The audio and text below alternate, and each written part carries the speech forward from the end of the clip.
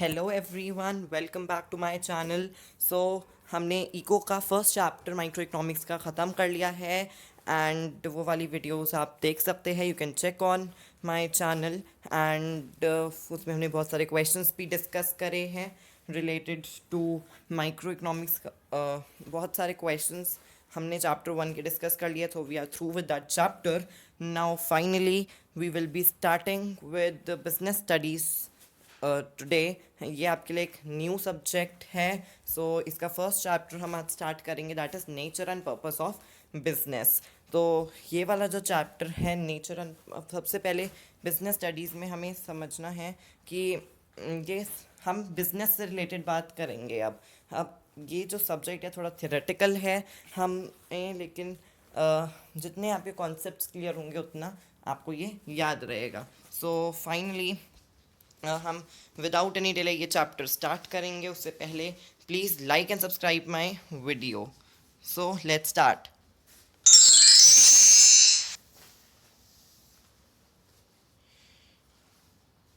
So subject is business studies, chapter 1, nature and purpose of business.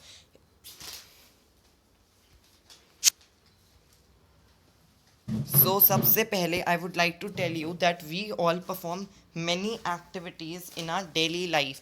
हम अपनी daily life में बहुत सारी activities perform करते हैं. For example, you might have seen your parents working, going to office, or doing some other job or work of some kind, or maybe you water the plants at your home, or you help your parents in the household chores. So there are various activities that we perform in our daily life. So they are broadly classified into two types. One is economic and other is non-economic. So as the name indicates, economic activities वो activities है जिनमें हमें money मिल रहा है या हमारा money जा रहा है. Basically monetary transactions are involved.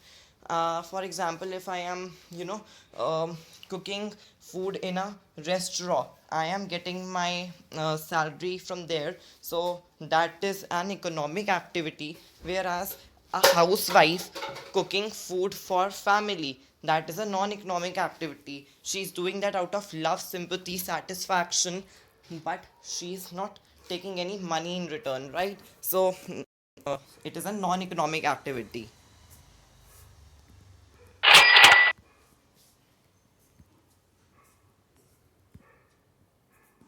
सो यही मैंने आपको बताया है, that performed in exchange for money are economic, and they are undertaken to earn income, basically to earn livelihood.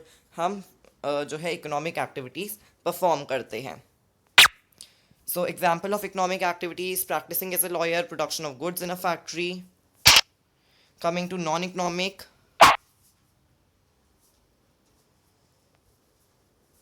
so basically these are not performed for money or money's worth. So no monetary exchange is there. Example: person goes to temple, helping friends in studies. So basically these are performed out of love, sympathy और satisfaction.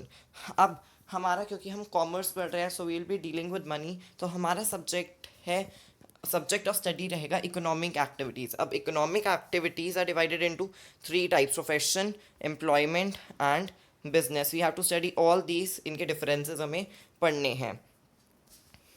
First is profession. Profession क्या होता है? जिसमें कोई specialised service हम provide करते हैं, जैसे doctors, lawyers.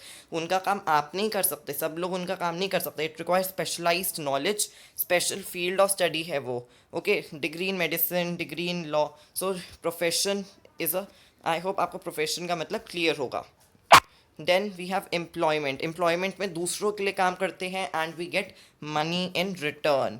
So the person who employs is employer, and जो एम्प्लॉयर के अंडर काम कर रहे हैं उनको एम्प्लॉय बोलते हैं. ये बहुत बेसिक थिंग्स हैं, ये आपको पता ही है. Then business. बिजनेस में क्या होता है? For example, you go to market to purchase a pen, और से परचेज ग्रॉसरी और कॉस्मेटिक्स या कुछ भी, तो जिसमें भी सेल, अनपरचेज जैसी टर्म्स आ जाए, जब भी हम कोई गुड सर्विसेज में डील करते हैं और हम खरीदते बेचते हैं, उसको हम बोलते हैं बिजनेस. नाउ अब हमें in business profession and employment के डिफरेंसेस स्टडी करने हैं.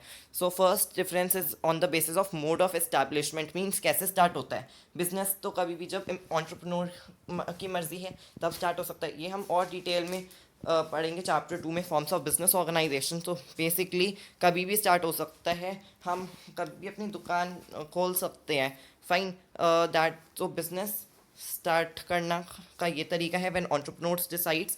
देन प्रोफेशन कब स्टार्ट हो सकता है, कब एक डॉक्टर अपना जो है अपनी डॉक्टर की डिग्री पूरी उसे लेनी पड़ती है.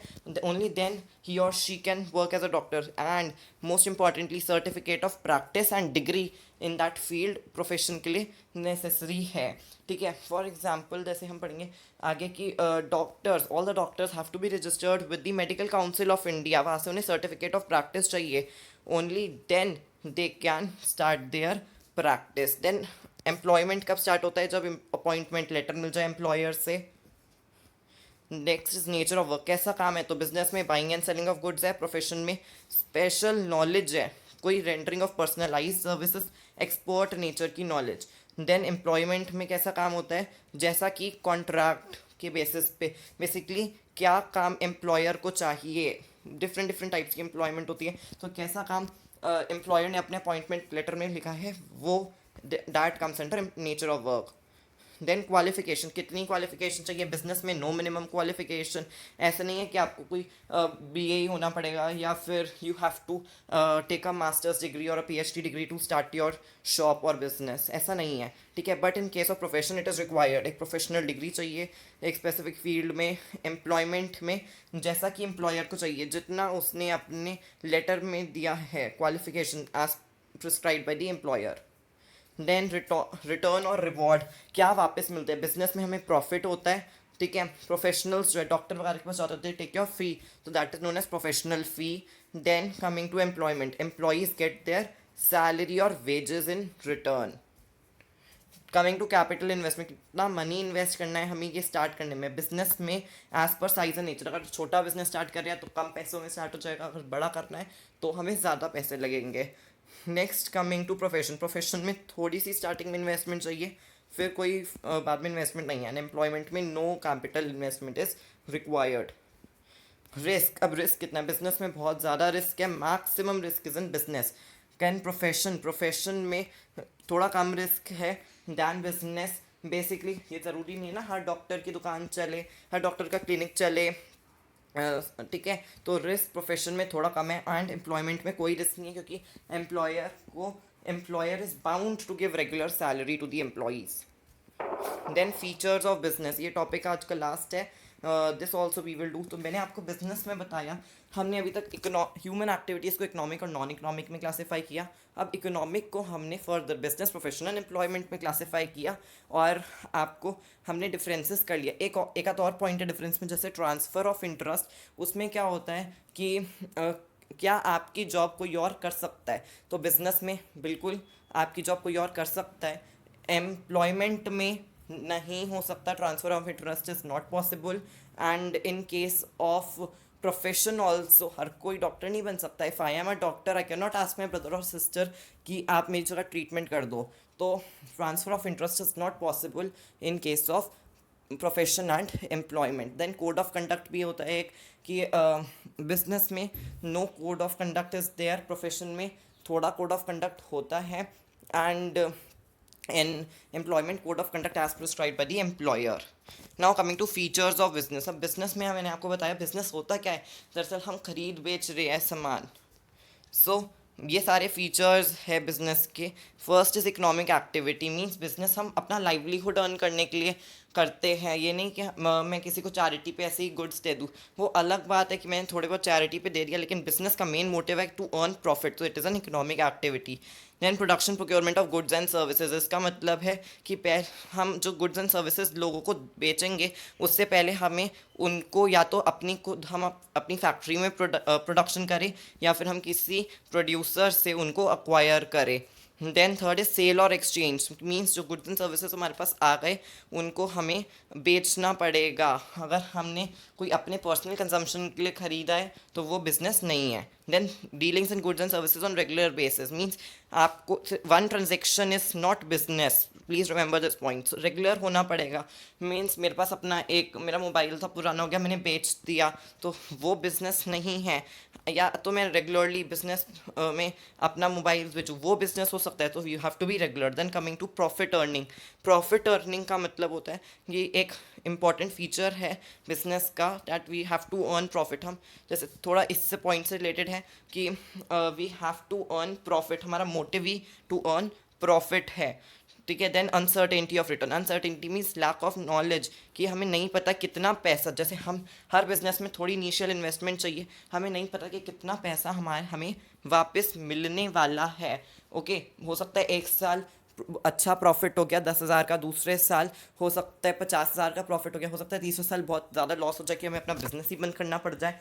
Then we have element of risk, risk क्या है? रिस्क इज एसेंशियल, रिस्क हम आगे पढ़ेंगे, that it is an uncertainty related to exposure with loss, की लॉस भी हो सकता है रिस्क में। टाइप्स ऑफ रिस्क वगैरह हम आगे की वीडियोस में कवर करेंगे। तो रिस्क जो है it is an inherent part of every business, हर बिजनेस में रिस्क होता है।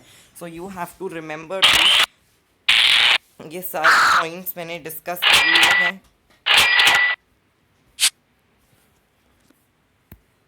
ओके, आई होप आपको ये वीडियो अच्छी लगी होगी। सो हम कल क्लासिफिकेशन ऑफ बिजनेस, ये बहुत इंपॉर्टेंट टॉपिक है, ये हम पूरा कल की वीडियो में करेंगे।